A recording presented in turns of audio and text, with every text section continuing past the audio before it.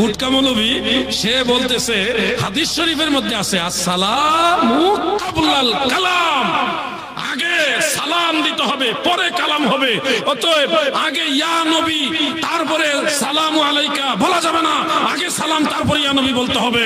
হাদিসের উল্টা আমল করছে। আরে ভাই ভুটকা, তুমি এক হাদিস পড়েছো, তাও এটা সহিহ হাদিস না। আসসালামু কাবলাল কালাম হাযা হাদিসুন মুনকার। ইমাম তিরমিজি বলেছে এটা মুনকার সনদের হাদিস, আর সহিহ সনদের হাদিস নাসাই শরীফের মধ্যে উল্লেখ। আন আবি সাঈদ আল খুদরি রাদিয়াল্লাহু তাআলা আনহু قال قلنا يا رسول الله السلام عليك সুবহানাল্লাহ। আবু সাঈদ খুদরি বলেন কুলনা, আমরা সব সাহাবারা বলতাম ইয়া রাসূলুল্লাহ আগে সম্বোধন, এরপরে আসসালামু আলাইকা সালাম, আগে সম্বোধন পরে সালাম। আমরাও কিয়ামের মধ্যে দাঁড়ায় ইয়া নবী আগে সম্বোধন সালামু আলাইকা পরে সালাম দেই। আমাদের সালাম ওয়াহাবিদের সাথে না মিললেও সাহাবীদের সাথে মিলে। আলাউদ্দিন বলে বাংলাদেশের একজন বক্তা, জিহাদি টাইটেল রয়েছে। আমি জানি না জিহাদি টাইটেল কোত্থেকে পেল। আমাদেরকে মাজাহিরি বলে, আমি তাও লিখি না, যেহেতু মাজাহির উলুম সাহারানপুর থেকে ফারেক হয়েছি সেই জন্য মাজাহিরি বলে। তো কেউ দারুল উলুম দেওবন্দ থেকে ফারেক হলে তাকে কাসেমি বলে। তো ও জিহাদি কেন টাইটেলটা পেয়েছে জানি না, কোন ময়দানে জিহাদ করতে গিয়েছিল। বাংলাদেশে তো জিহাদের আর বাকি নাই, সবসময় মারামারি হচ্ছে নাকি বলেন, সেই জিহাদে হয়তো গিয়েছিল, তাই জিহাদি টাইটেল পেয়েছে। তো ওখানের লোকেরা ওকে আবার কেউ জিলাপিও বলে, আলাউদ্দিন জিলাপি। আমি বলি একটা মানুষকে আলেম জিলাপিটা কেন বলবে, এটা তো ভুল। কিন্তু দেখলাম স্টেজে বসে বায়ান করছে কি, এখন জাহাঙ্গীর বলে একজন খুব মোবাইলে, এখন তো মোবাইলের যুগ, এখান থেকে মানুষরা মশলা নিচ্ছে, তো এত বকাবকি করছে, বলছে কে বললো মাজারে মুরগি দেওয়া, মাজারে গরু জবাই করে এগুলো হারাম, এই খাবারগুলো কে বলেছে হারাম? এটা তো এখানে বলা হচ্ছে যে নাম যদি অন্য কারো নেওয়া হয়, আমরা তো নাম কারণেই না, আমরা আল্লাহর নামেই জবাই করি। আমি মানলাম আল্লাহর নামেই জবাই করো, কিন্তু মান্নত যারা করে আল্লাহ ছাড়া অন্য কারো নামে মান্নত করা যাবে না। আবার মান্নতটা কেমন হতে হবে? মানত যারা করে এই মানতগুলো হবে ফরজ ওয়াজিব যদি হয়, ইবাদতের ক্ষেত্রে মানত হবে, অন্য কিছু মানত হয় না। কোরবানি মানত করতে পারেন আপনি, রোজা মানত করে করতে পারেন, নামাজের ব্যাপারে মানত করে করতে পারেন, যেগুলো ফরজ ওয়াজিব হবে সেইগুলোতে মানত করতে পারেন, বাকি অন্যতে মানত করতে পারবেন না। কিন্তু ওরা বলছে না এইগুলো সব চলবে, মানে কি তোমরা দাও আর আমরা এগুলো খাবার খেয়ে যাই, অর্থ সম্পদ আমাদের গুটাতে হবে। কিন্তু আল্লাহ এটা হারাম করে দিলেন। আল্লাহ বললেন এমন কোন জায়গায় পড়ে গেছো যেখানে কোনো কিছু খাবার নাই, খাবার যদি না খাও প্রাণে মারা যাবে, জীবনের সংশয় রয়েছে, সেই সময় এই খাবারগুলো খেতে পারো। কিন্তু আগেতে বলেছে রক্তর কথা, মৃতর কথা, তারপরে রক্তর কথা, তারপরে কার কথা? তারপরে বললেন কার কথা বলেন? শুকরের মাংস। তারপরে বললেন আল্লাহ রাব্বুল আলামিন ব্যতীত অন্য কারো নামে উৎসর্গকৃত কোন জিনিস, কোন জন্তু, এদের তোমরা ভক্ষণ করো না, এগুলো হারাম করে দেওয়া হলো। এখন এইটাকে খাবার জন্য অনেক ফতোয়া বের করছে,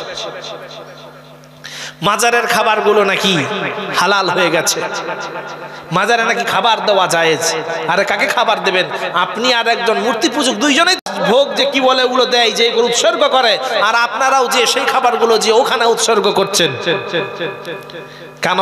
গরিব মিসকিন নাই, পাড়া প্রতিবেশী নাই? আমি তো এইরকমও লোক পেয়েছি, নিজের সন্তানদের গায়ে ভালো জামা জোটে না, কিন্তু এরা কোন রকম করে যোগান দিয়ে কিছু টাকা উপার্জন করে, সঞ্চিত টাকা দিয়ে ওখানে যে চাদর দিয়ে আসে, কিছু খাবার দিয়ে আসে। এটা একদম শিরক, শিরক, শিরক, হারাম। এইগুলোর থেকে যতদিন না আপনি বাঁচতে পারবেন, আপনি মুসলমান বলে গণ্য হবেন না, আপনি মুশরিক বলে গণ্য হবেন।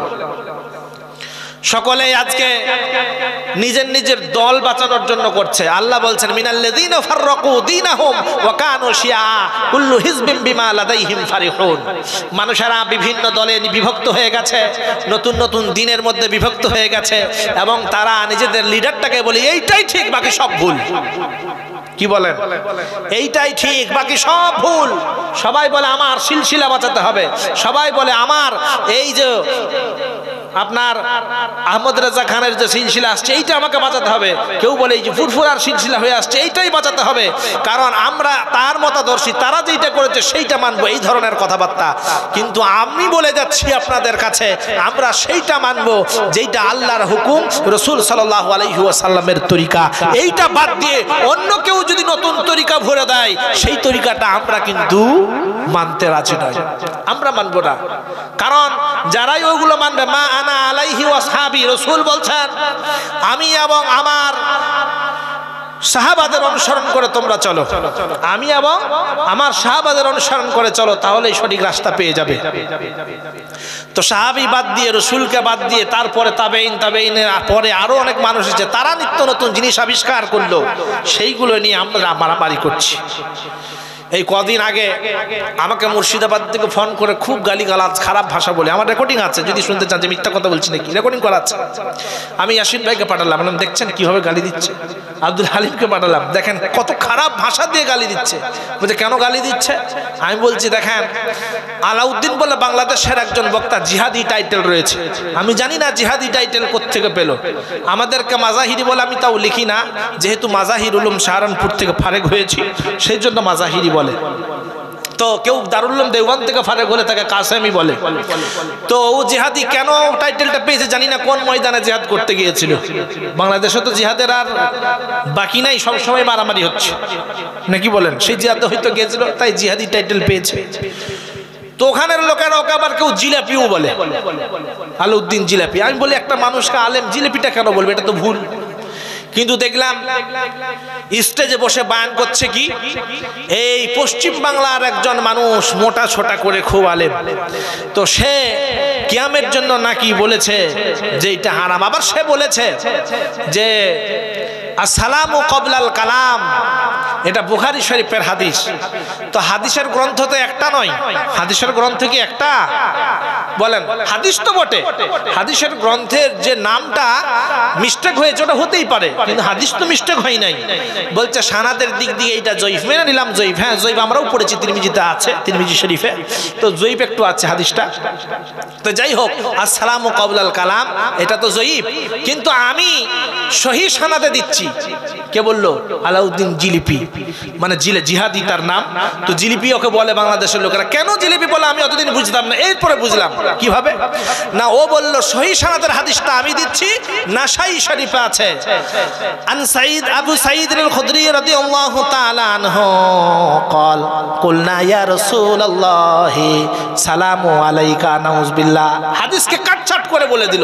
আমি তখন বললাম হাদিসটা পরিপূর্ণ কি আছে সেইটা পড়ে শোনাও, আসসালামু আলাইকা। তারপরে সে ব্যাখ্যা করলো জনসাধারণের সম্মুখে যে সাহাবারা বলেছেন, আবু সাঈদ আল খুদরি রাদিয়াল্লাহু তাআলা আনহু তিনি বলছেন যে আমরা প্রথমেই বললাম ইয়া রাসূলুল্লাহ আসসালামু আলাইকা, মানে কি আগে কথা বলার পর, আগে সম্বর্ধনা করার পরেও সালাম দেওয়া জায়েজ আছে, আমরা যেটা করি এটা একবারে জায়েজ, এইটা চলবে, এইভাবে বুঝিয়ে দিয়ে চলে গেল। কিন্তু হাদিসটা কি আছে? عن أبي سعيد الخدري رضي الله تعالى عنه قال قلنا يا رسول الله صلى الله عليه وسلم هذا السلام عليك فكيف نصلي। হাদিসটা আছে এইভাবে। তো রাসূল সাল্লাল্লাহু আলাইহি ওয়াসাল্লাম বলছেন قال اللهم صل على محمد وعلى ال محمد كما صليت على ابراهيم وعلى ال ابراهيم انك حميد مجيد। তাহলে কোথায় হাদিসের একটা মানে দরুদ, যেটাকে আমরা দরুদ বলি, এই দরুদটা কিন্তু আরবি ভাষা নয়, দরুদ শব্দটা আরবি ভাষা নয়, এটা ফার্সি ভাষা।